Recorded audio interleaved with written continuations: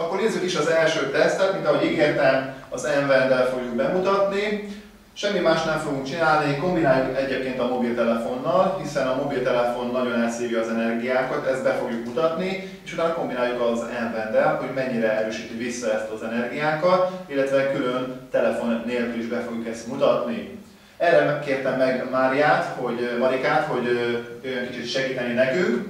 Semmi más nem fogunk most csinálni, mint a Máriát megkérem, hogy forduljon a kamera felé, a jobb kezét nyújtsa ki maga mellett, viszintesen zárja össze a lábát, és semmi más nem fogok csinálni, mint én felülről le fogom nyomni a kezét, és ő neki teljesen ellen kell tartani.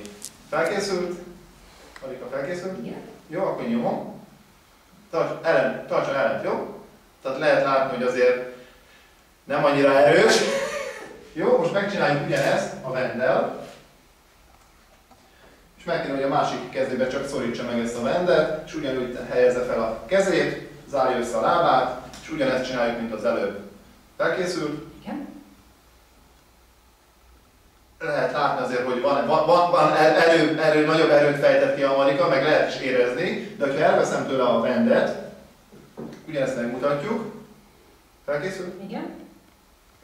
Tehát két ujjal lenyomtam, tehát két ujjal le lehet nyomni. Ha viszont a másik kezében van a mobiltelefon, mint mindannyiunk használunk mobiltelefon, ugyanezt a tesztet megcsináljuk, tehát döbbenet, hogy mennyire változik. Felkészült? Igen.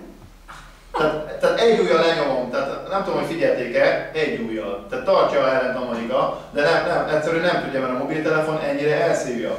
Viszont, hogyha még odaadom a Vendet ugyanúgy a kezébe, tehát a Venddel és telefonnal, és ugyanazt csináljuk, mint az előbb. Felkészült? Igen.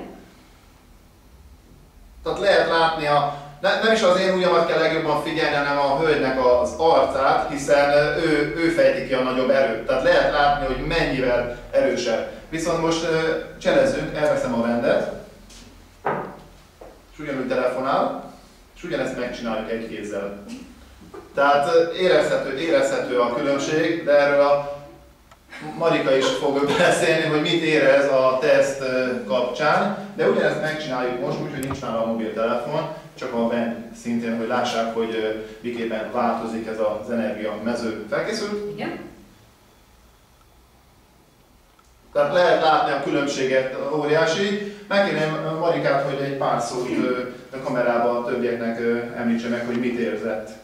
Hát azt éreztem, hogy amikor a Vend a kezemben volt, akkor sokkal nagyobb erőt tudtam kifejteni, mint amikor nem volt. Illetve amikor a telefon a kezemben volt, akkor teljesen egyensúly lesz teljesen.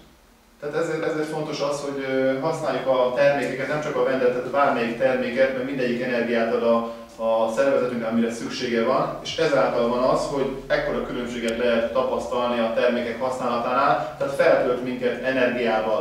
Hogyha napi szinten használjuk, tehát nálunk van a Vend, bent férfiak a zsebükbe, vagy a táskájukba, vagy a többi termék, akkor ezt a hatást folyamatosan el lehet érni.